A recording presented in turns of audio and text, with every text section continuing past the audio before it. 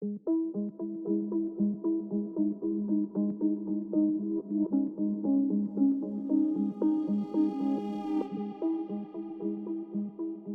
Joe asked me if I wanted to do this trip to Belgium for this, yeah man, of course, like snap his arm off for a chance. Yeah, book it for July. Guaranteed good weather, we'll stomp them towpaths, we'll find them, I've got loads of pins, yeah, there's opportunities everywhere, we'll have them. And yeah, didn't really turn out like that. What we got was absolutely ridiculous weather for July. It pretty much rained the entire trip. We drove through the night, luckily got on an early tunnel, so got a few extra hours fishing. Decided to come to a stretch that I know pretty well. No weed in here, so it's easy to get the rods out in the dark, and it's always good for a bite normally, and Joe's proved that. He's managed to bag one. I'm still yet to have one. Got woken from me 30-minute sleep by a bream, bit gutting, but yeah, we've seen a few show in the area, so we're feeling confident for another bite.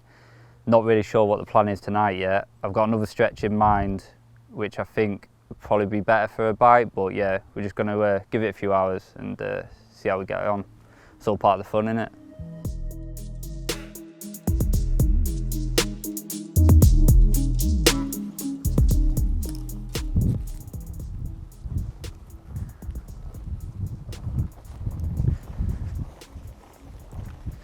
That'll be the rats. I think we're going to move a bit earlier than planned. My hookbait's been done by the rats, which is a common problem on this stretch, and we've actually had a few locals set up not far away, so whilst we've got a bit of a lull in the rain, get wrapped, and I think we should move to that other stretch. Yeah, let's do it.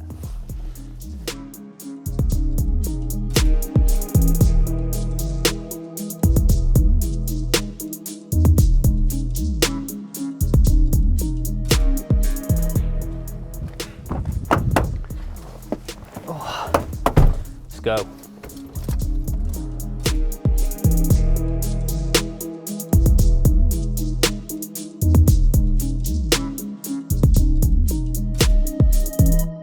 When you're fishing over in Belgium or Europe as a whole, I think respecting the locals is a massive part of it. Seems to be at the minute a lot of people are going to Belgium and fishing the same places. There's no need for that. There's that many waters out there. If you get there and there's a few locals and a set of English on, just go elsewhere. Just put yourself in their shoes. Like imagine you're on your lake at home and then crowds of Belgians turn up. You can turn it however you want it. The English lads will get off with that. So yeah, just put yourself in their shoes. If you get there, there's a few locals on, just go elsewhere. There's literally hundreds and hundreds of canals and lakes over there. There's no need to be stepping on other people's toes. But if you do find yourself fishing and a few locals do turn up, give them a beer. Most of them talk English, have a chat. Respect if they've been fishing there, just be like, mate, I'll move, I'll bring my rods in, you get in here, that's no drama. Just keep them happy, and trust me, if you keep the Belgian lads happy, they'll keep you happy, because yeah, the pins they have are the pins you want. This uncarpy thing then tomorrow.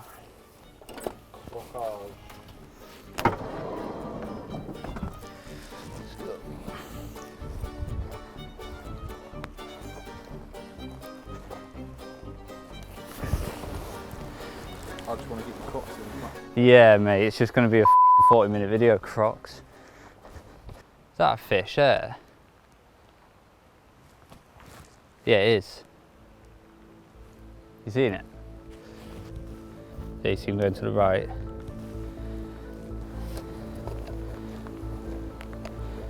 Yes, that's good. Have them tonight.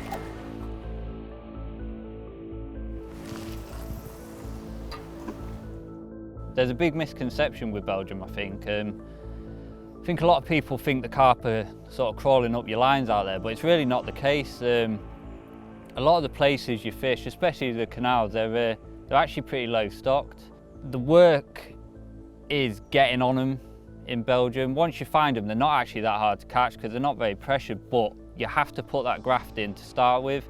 So whether that's miles and miles of walking the towpaths until you stumble across them, or once you've been a few times, you start to sort of work out where they like to spend a lot of the time, so you can drop onto certain stretches and potentially get a bite, but it's all in the homework and the graph that you put in to start with that will get you them fish.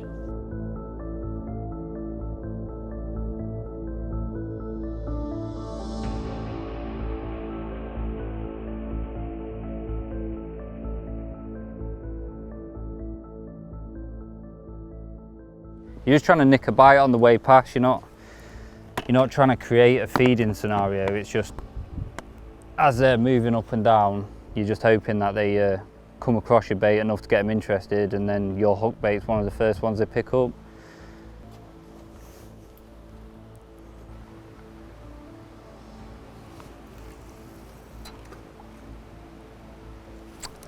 Bit soft. Mate, where's this spot gone?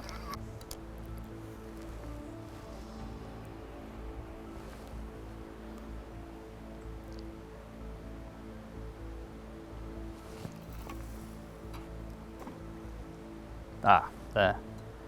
Sick.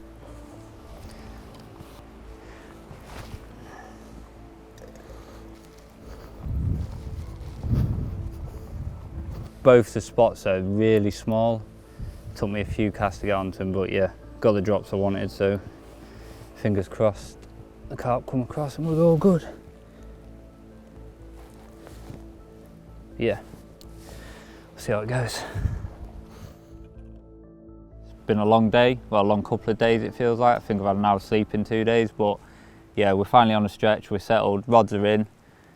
Stretch is actually pretty weedy this year. It's a lot weedier than it has been the last few years, so getting the rods out, finding little clear spots in the weed, a little bit of bait, just trying to nick them on the way past, to be honest. But yeah, we had when we left the other stretch, we had a look at a couple of other pins. One that I had in mind had someone else fishing on there, so we've left them to it.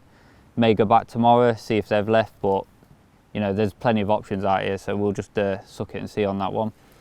But yeah, this stretch in particular is actually one of my favourites. It's one of the first canals I fished over here, and I use it as a bit of a treat. I like to come here and just soak up the atmosphere. Yeah, you're not going to break any records here. You're sort of fishing for mid-30s at most, but they're all black, they're all old, real cool fish, and yeah, I just love it. But like I say, it's been a hell of a day, so a couple of ciders, bit of grub and an early night, and hopefully we get woke up by a carp, but we'll see.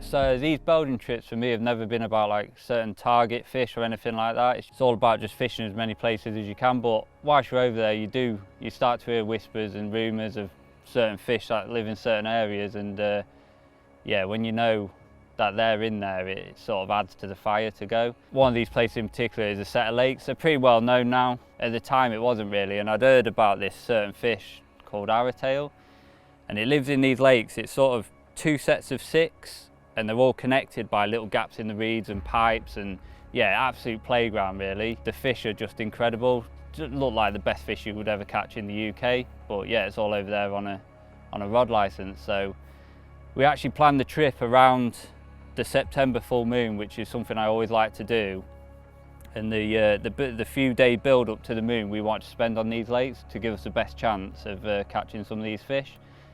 We'd done a few nights on the canal, and then it was time to go, like, let's get to them lakes. And we've tipped up, we've done a few laps, which, yeah, when you're talking 12 lakes, it takes a while, but we settled on this point swim on one of the bigger lakes, and we'd seen some fizz in a few shows and that, and yeah, it was looking bang on. We'd actually planned to be there for 5 nights, so we thought we can set our stall here, and then the lakes are all backed onto each other, so moving's easy if we need to. But yeah, we set our stall, and on that first night, Sam actually had 6 bites, which was just mind-blowing. Some of the A team that we'd heard about and that, like, absolute unreal fish, but I was yet to catch anything. And yeah, on these trips, it's all about both you getting in on the action. So I ended up actually moving one of my spots slightly left. I'd say it's kind of into Sam's water, but I'm still well away from him. And I did something I never really do in Belgium. I absolutely filled it in. Found a nice, clean, silty spot in amongst the weed, and I gave him it. And I thought, here we go, we're on. And then within an hour, I'd caught 2 bream, and I was like, I've messed this up for myself here. And I was like, right, threw my teddies out the pram. I was like, I'm moving, I'm off on another lake. So that was it. Wrapped everything, left the rods in, wrapped everything up. Literally, this lake backed onto the swim we were in. Moved the brolly over, bed, found new clips, everything, tied some new rigs, I was done. And I think it was literally 30 seconds before I was going back to the swim to move my rods, and I've heard my alarm go, and Sam was still in the swim like. So I've ran back and played this fish in, 40 pounder. Big old scaly thing. I think it's actually one of the oldest ones in the pits. Like, what do I do now? Well, I've got to stay, Anna. So all my gear came back, rods back out fresh, bit more bait, and then that night, rods were back in position, and yeah, there was that feeling in the air. Real muggy, warm, overcast night, like, you know, the classic big carp weather. And yeah, it's feeling good. The rods were back on the spot, sweet, bait was back in. Yeah, I was feeling pretty confident, to be fair, but yeah, what happened next was a bit of a surprise. Early hours of the morning, I've woken up to this take from hell. Like, the alarm was screaming, but all I could hear was braid coming off a tight clutch against the alarm. Just, yeah, I was sort of scared to pick the rod up, to be fair. And I've looked into this fish, and it's weed everywhere, and the fish I'd had before just sort of plugged up. This thing just went weed bed, weed bed, weed bed. I just could not stop it. Yeah, I was getting a bit worried, and I've shouted Sam. He's an absolute nightmare to wake up. Got him to come over, and it's just still stripping, stripping, stripping. I'm like, mate, I think I know what this might be. And he was like, what, a catfish? Shut up, man. And then, so I've managed to play it in, and then everything's gone solid, and I've looked up, and my tip ring is absolutely caked in weed, and I can't wind anymore. There's nothing else I can do. So at this point, Sam's in the water in his waders, and I've just put the rod on the floor, and we're just hand lining in just 20, 30 yards of weed. I'm stripping it, stripping it, stripping it. And I mean, after 5-10 minutes of not even knowing if the fish is still on, through a hole in the weed, I've just seen this head come through. It's like, Sam, it's there, get it. So with the arms of the net, he's scooped it all up with about half a ton of weed. Bang, fish in the net. Get it in, start stripping the weed out, see what we've got. And yeah, there she was, arrowtail. The one we'd gone for, and yeah, absolutely insane fish, absolutely mega. Ant Perry, I actually met for the first time on that trip. He had actually caught arrowtail. It's funny, me and a group of friends that obviously knew about the lakes, and we'd went there and spoke about that one quite a lot on the journey over, as you would. And yeah, turn up, Ant Perry is in the point swim, which kind of had in my mind, and yeah, with that one in the sling. So yeah, that was a very brief encounter with Ant, and we'd done some footage and photographed that, and that was it. And then in more recent times, I've met Ant more through work with TA and stuff, and I actually did an interview with him for Carpology. And one thing that did really strike me about Ant is how selfless he is. And I'm not on about as a person, I mean within carp fishing, because let's be honest, a lot of the guys that catch consistently and catch big carp, they want to be on the prime spot. They want to be in the going peg, or they want to keep that little bit of info back. Whereas with Ant, yeah, it's completely opposite. He is very, very selfless, and that kind of shocked me more than anything. And on these trips, like when I was with him, and bearing in mind I'm filming, and so really me getting the rods out is just a little bit of an extra bonus for me, if you like. But he was adamant, like, you got to catch, you got to be here. If you haven't had one, we're going to switch around, you know. And yeah, that very different for, like I say, for someone who catches carp, big carp, as consistent as what Ant does. After the result on the lakes, I sort of turned my attention more to the canals in Belgium. More for the fact that it's just something you don't really get in the UK, and they hold some absolutely insane fish. We'd fished a few of the older canals, the clear weedy ones, but they don't always hold the biggest fish. And we'd actually stumbled across this this certain canal a few years ago, and there was rumours of a couple of very big fish in there, and it was somewhere sort of been on the radar to go back to. What better time than the September full moon to go back to it? So this trip again, it wasn't all about that one place, but that place was the main sort of target for it. And we actually spent our first night there just in the hope it might happen early in the trip. I'd managed to bag one 32-pound common, I believe, real nice one. So yeah, it was off the mark. And what we did, and something I do on canals quite a lot, because they're quite narrow, you can actually sort of bait in a dog leg to stop any fish passing. They'll stop on the bait. So that's what we've done, and we gave them a fair bit of bait, to be fair, but that spot didn't really produce anything. So as usual, came morning, get wrapped onto the next place, fish some mega cool places. And then yeah, it got to a point where it was our first real hot sunny day we'd had this trip, and we thought, right, let's go, we'll find them. And we walked miles and miles and miles of canal, and we just could not find a fish. And it was just, yeah, to the point where we were both a bit beaten, to be fair, and we thought, you know what, let's just go back to that canal we started on. There's big uns in there, and we'd put a lot of bait in. So we'd sort of pre-baited for ourselves without even knowing. So we set up on this stretch. I fished on the bait, Sam fished up to the lock end, which, to be fair, the lock end's normally your best bet for a bite. And then yeah, the rats came.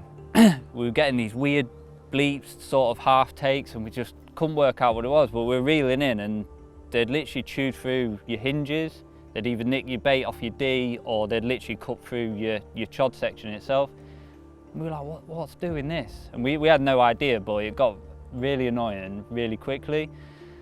But we persisted, kept putting the bait out, kept redoing the rigs, and yeah, I'm really glad that I did that, because that night I had a single bleep on my left-hand rod fishing to that baited zone. And I'd actually turned my sensitivity right down on my alarm because of the rats, and it was keeping us up all night, just constant bleeps. And I've looked round the brolly, and I've just seen my rod arced all the way round, and on this stretch you only get about 3 inches of soil before it hits concrete, and my bank stick was just going, the rod was going, I'm in. Ran out, hooked into this fish, and normally they come in quite easy on there into the margin, and then where it slopes off they just play real hard, but in close this thing just stripped me, and I've gone running shouting, Sam, get the net. I'm running trying to chase this fish, and it's just going, stripping, and I was like, this is something different to what I've hooked in here before. So big battle commenced, big full moon, mega. And then up pops this fish on the surface, and you're quite high up on this canal, so whenever they hit the surface they always look small. This thing looked massive, and I was like, I think this is it. And then the knees start going, and I'm like, this needs to go in the net. So I'm playing it, and you're sort of struggling with the net because of how high you are, and luckily this fish literally just swam and head-butted straight into the side of the canal, and Sam just salmon sweeped it, and yeah, rolled it onto its side, and it's got a scar on its gill plate, and yeah, it was mine, the big one of the canal. It was in the net. I was like a little kid, man. I was running around, skipping, jumping, trying to sort the mat out, the scales, everything. I just couldn't believe it. My head was absolutely gone. And yeah, I actually went over 52 pounds when we weighed it, so yeah, new personal best for me, and out of the canal as well, which just adds to the buzz for me, I think. And yeah, so I was on the highest of highs. I laid back down, we'd sacked it up. It was only an hour till first light, so we sacked her up, ready for some pictures in the morning, and I just leant the rod up against the brolly. I was done. I was like, completed it, mate. So I was like, you're not putting your rod back out? No, why would I? He's like, well, you may as well. Last night of the trip. Yeah, you know what, go on then. Tied up a new rig, back out onto the baited zone, and yeah, I laid in my brolly smiling to myself. Single bleep on that rod again. Head round the brolly, alarms going again. I'm in again. Bang into this fish. Once again, shout Sam. I think he'd getting a bit annoyed with this, being my gilly with the net. Get the net, Sam. I run, chase this fish down. Nothing like the battle before, but this fish has popped up, and it was a mirror. there's not many mirrors in here, and what are in there like very special. And that's we've bundled that in the net, and yeah, it's one they call the Dame, known as the oldest in the stretch, and yeah, 40-pound mirror, big black thing, like look like a bit of coal. And yeah, so that one went in the sack, and half an hour later we were doing pictures with a 93-pound brace. Unreal.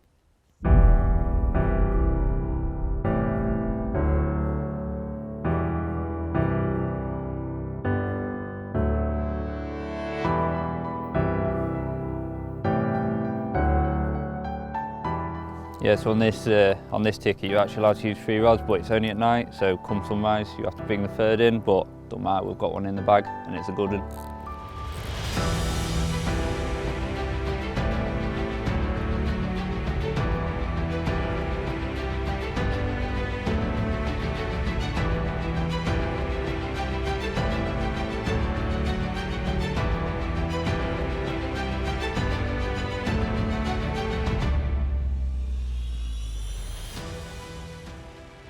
This is the exact reason I love coming to these canals. Look at this fish. Yesterday I mentioned about the big issue fishing for is around mid-30. That's exactly what this is. Only a handful of mirrors in this stretch. And yeah, this is one of the good ones. Absolutely buzzing. Look at the state of it, man. Yeah, the move definitely paid off. I think once we get this one back, quick wrap up, on to the next place. Look at it. Sick.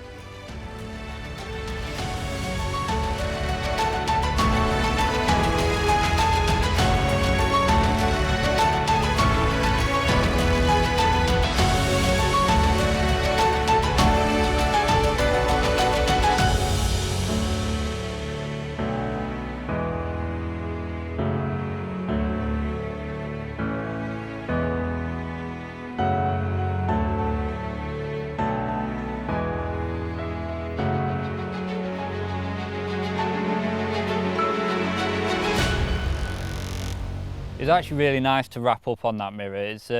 It's one I'd seen in the past, but not one I'd actually had myself. So yeah, it was good to sort of put an end on that stretch with yeah, one of the big ones. But it was still raining, the weather was still miserable. So checking on the old weather app, I actually noticed that an hour away, what was it, 8% chance of rain and sunny? Like, yes, we need that. And I actually had a few pins in that area. So yeah, we got wrapped and on the road.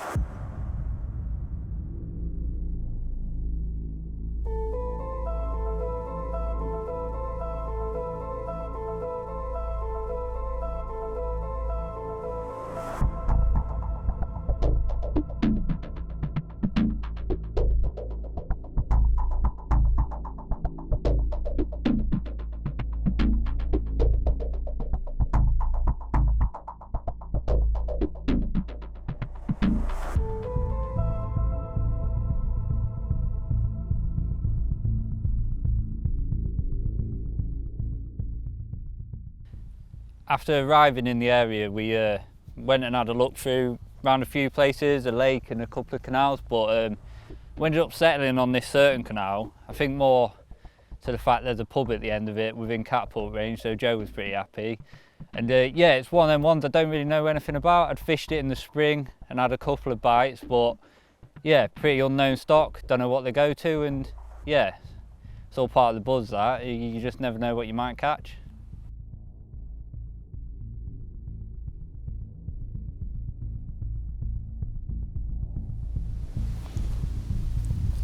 Joe, there's one here. It's right on the edge. No, I reckon we could have one on a bit of bread here, you know. Right, let's go.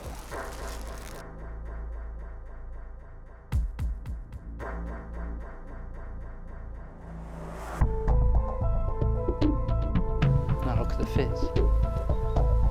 Could be a tench, there is some in here, but that's a big sheet of that.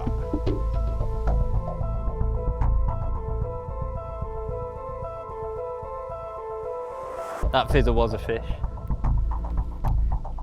My line just pulled tight across the weed, struck into it, and yeah, it's erupted. Fucking game on.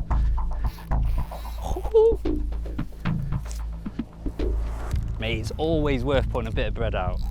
Always. Oh, don't get stuck in that weed. Need my line to come out of that weed. Oh. Wrong line.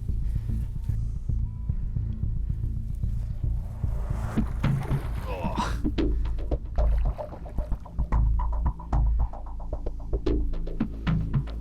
Come on. Get in there.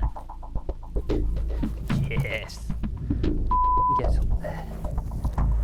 Told you it's always worth just having a go on the bread. I actually spotted some fizz.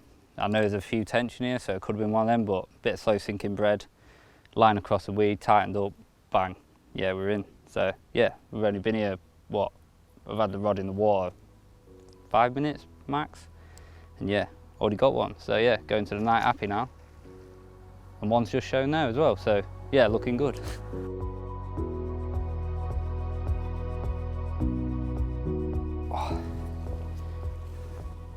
There we go. What a start. Bit of opportunist fishing. Saw a bit of fizz, bit of slow sinking bread on it. Wasn't sure, it might have been tench, but yeah, it was a nice carp. So it's what Belgium's about for me, walking these canals. We've finally got a bit of sun. We've had rain for the last 2 days and it just doesn't lend itself to this fishing. I'm all about visual, nice clear little stretches, looking at them in the weed. And yeah, sometimes all it takes is a little bit of bread. Hopefully a few bigger ones tonight. Mega.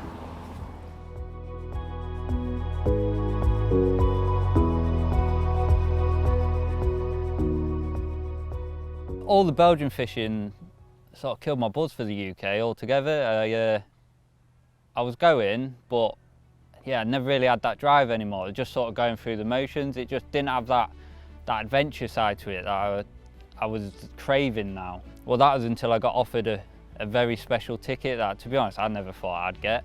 And that's for the lake known as the Snaggy Pit. And yeah, it's like nothing you've ever seen before. It's sort of like European fishing, but in the UK, just massive areas of sunken trees and unknown stocks, and you see fish from the boat, and yeah, just big tackle, locked up solid, savage bites like you've never seen before, and yeah, definitely got the buzz back. It meant that I had somewhere to go in the UK that I actually wanted to be, so between these European trips, I could keep that buzz alive.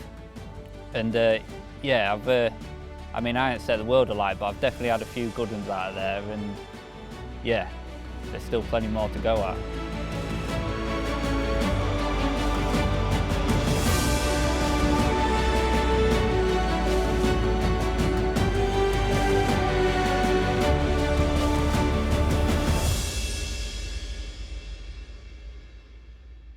I first met Ant, it was a good while ago now actually, probably 5 or 6 years ago, I reckon it was, 2017, 18 maybe, actually out in Belgium. You don't generally meet too many English lads in Belgium.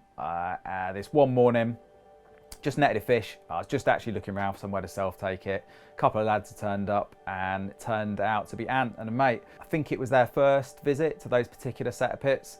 I got some really nice photos. We had a good old chat, kind of went our separate ways, and ever since then, I've been seeing pictures of Ant with really nice carp from the UK and from all over Europe, from Belgium, France, further afield. I think, you know, it's clear that Ant has got a real thirst for the European fishing, you know, for the adventure and just the journey of it all, fishing different places, big lakes, little lakes, canals, but equally so, he seems just as happy and clearly really capable to throw himself back into the fray over here on some tough UK waters, and catch some good ones from here. He's caught some amazing fish from the Snaggy Pit in recent years as well, and I think that's probably the one thing about Ant that really kind of sticks out for me, is that he definitely seems to be able to cherry pick the big ones from wherever he goes.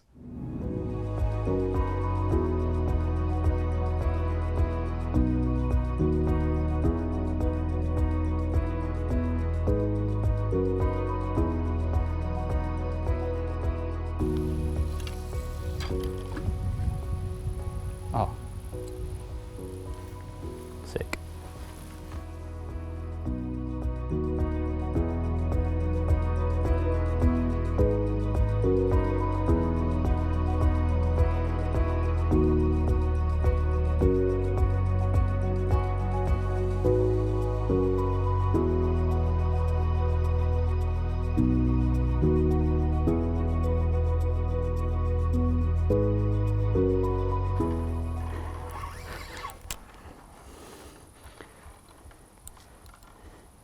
Mate, this fish isn't happy.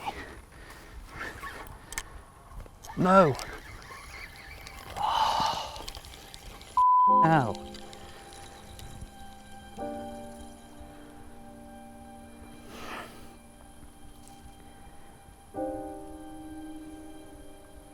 Done the point. That felt like a good one. Now I'm gutted. Well, the rod's been out about, what, 5 minutes? Did not expect to take that quick. Fish just took off, powered through the weed, and yeah, by the size of the boil on the top, that was not a small one. So yeah, a bit of a kick in the teeth, but hopefully we can have another one tonight. But yeah, gutted. It's nice to get off the mark real quick with that little opportunity on the bread, but it was thought, right, let's get some proper rods out, and it's actually a real weedy little stretch, and I had to lead about for quite a while, to be fair, to find something presentable. But I did manage to get 2 rods in position, and yeah, I couldn't quite believe it. What, half an hour, 45 minutes later, I've had a bite, and this thing has torn off, and yeah, I don't think it was a small one, and yeah, the hook pulled, which, to be honest, I think it's actually my first ever hook pull in Belgium. So yeah, I was pretty down in the dumps, to be fair, about that, and Joe nipped off to the shop to grab me something to cheer me up, probably a few beers and a nice cake, but yeah, whilst he was there, I actually managed to bag another one.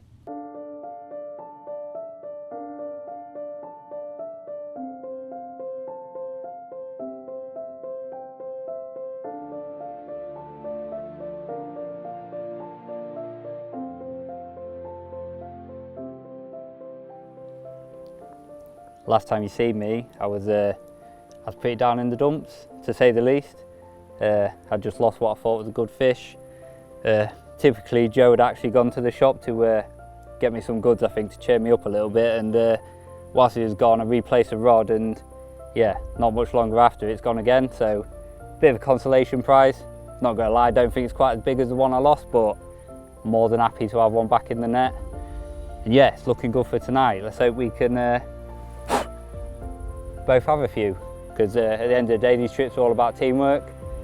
It's not fun if you're the only one catching, so yeah, I think Joe needs to up his game a bit. Right, we'll slip her back.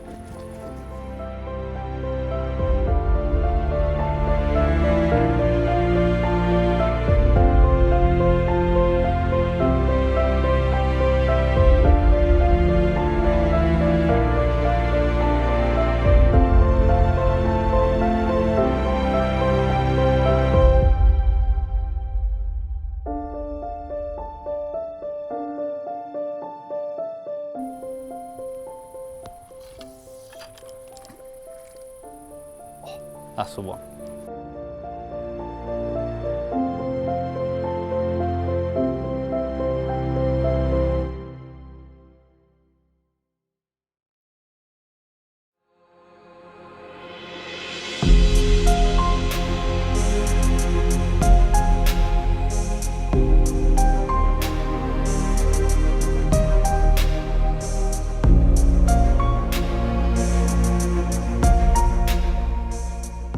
Well, a bit of a different morning this morning. I actually got treated to half for sunrise.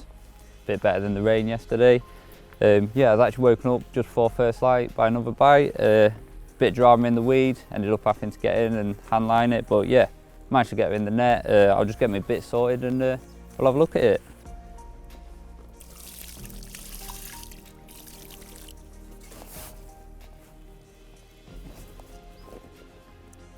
Here he is. Not a monster by any means, but yeah, it's always good to have another bite. I haven't really explored this part of Belgium much, so yeah, don't really know stock levels, how many fish are in here, what size they are. So yeah, it's good because you never know what might turn up. Yeah, we'll get him slipped back and decide what the plan is for today. But to be honest, with how many bites I'm having, I reckon I might actually do another night here. Yeah, we'll see.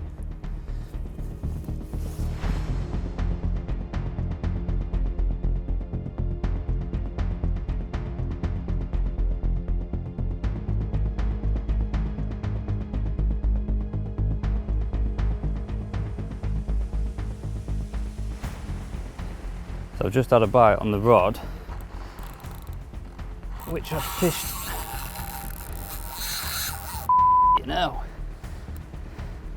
up to this snag. And I was saying earlier, I was really surprised that it hadn't gone, and I actually thought maybe something was wrong with it. And to be fair, I was about to redo it, and yeah, she's rattled off. I'm gonna have some problems with this weed though. Oh. It's a mirror. Right. Yeah. Man, I'm gonna try to just sweep it.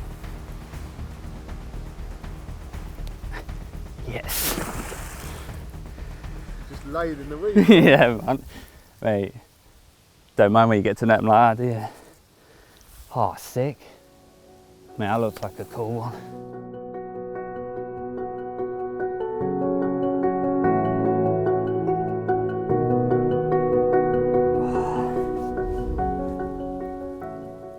Well, there we go. Bit of an out of the blue bite. A rod that's been in position since pretty much this time yesterday, and to be honest, I'd given up a bit of hope. We were actually considering a move. I get real itchy feet on these trips. If nothing's happening, I want to be off walking, new stretches, new lakes. But yeah, don't know, I think we might just stay here now. Said about these canals hold some surprises, and yeah, this is definitely one. Absolutely buzzing.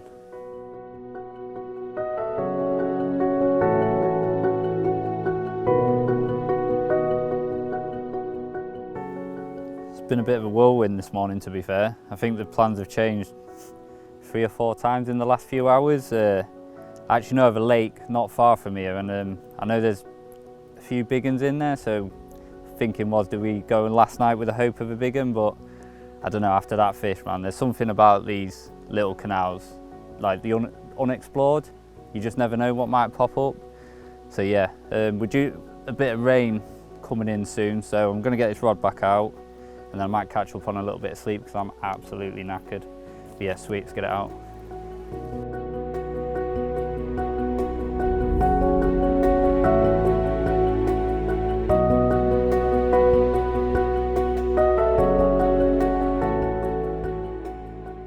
The fishing over in Belgium's a bit mad because you've got access to so many waters on what technically is just a normal rod license. You're always thinking what's around the corner, what's on the next stretch. So yeah, I get itchy feet real fast, and I just want to be moving, just, you know, continuing that adventure.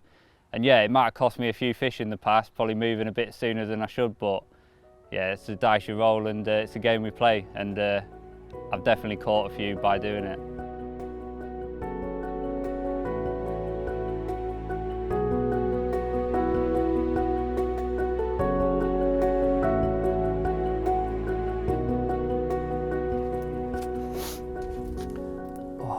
Well, it's been a couple of hours since I had that fish, and they're right about that rain coming in. Jesus, thought my bivvy was going to float away at one point, but yeah, the weather app's now giving a lot more rain till a lot later. So yeah, that dream of walking the towpath in the sun again is slowly slipping away. But we have seen a few shows further down towards the lock, and what I think is happening is I'm just picking the odd fish up as they're moving up. So yeah, I think we're going to move down there, give ourselves the best shot for the last night. Yeah, hopefully a big one comes along.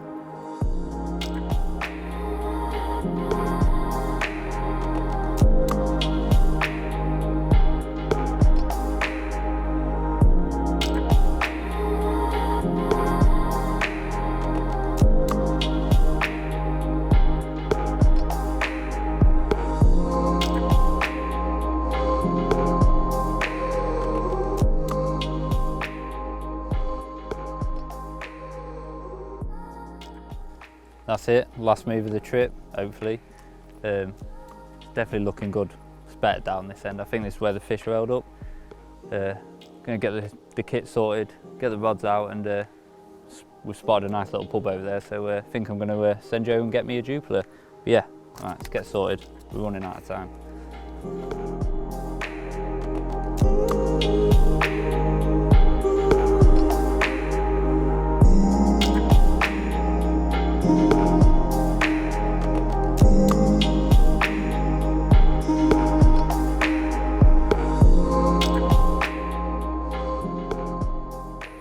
Well, that's it, last move of the session done.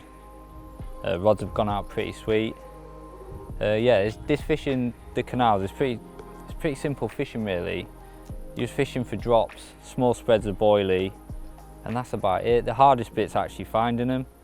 But yeah, I think they're up this end, so I'm going in tonight pretty confident. But yeah, till then, a couple of ciders, grab some food later, and soak up a bit of this evening sun. It's bloody glorious.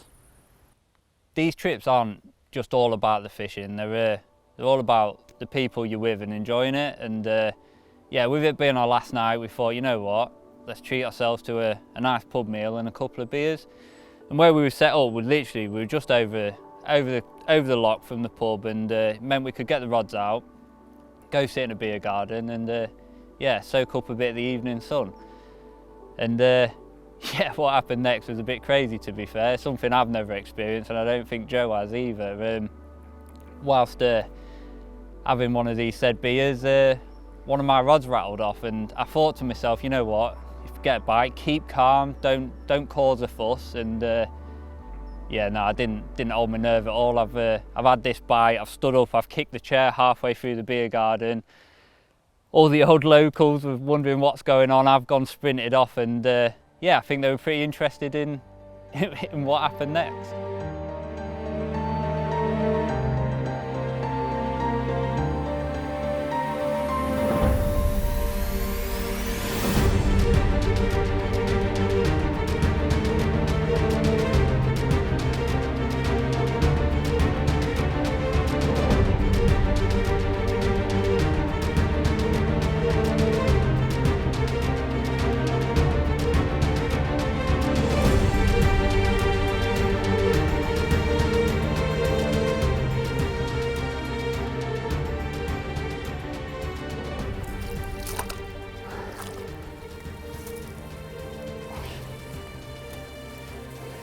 I don't know if it's in here. Yeah, it's in there.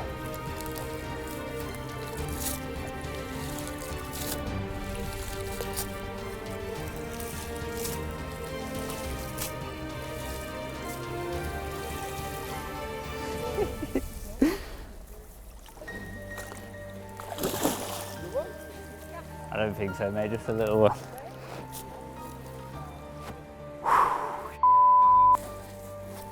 Mate, I didn't think the weed was that bad.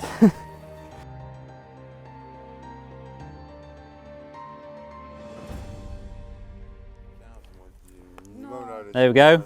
Only a small one, but it's gathered quite a crowd. Just had myself a jupiler, and yeah, the rod screamed off, and yeah, bit of a tussle in the weed, but yeah, we got there in the end. But yeah, we'll stick her back.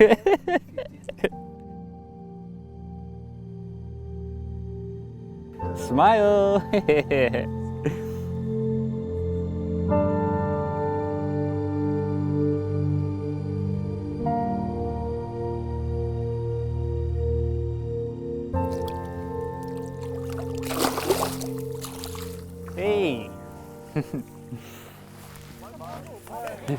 Thank you.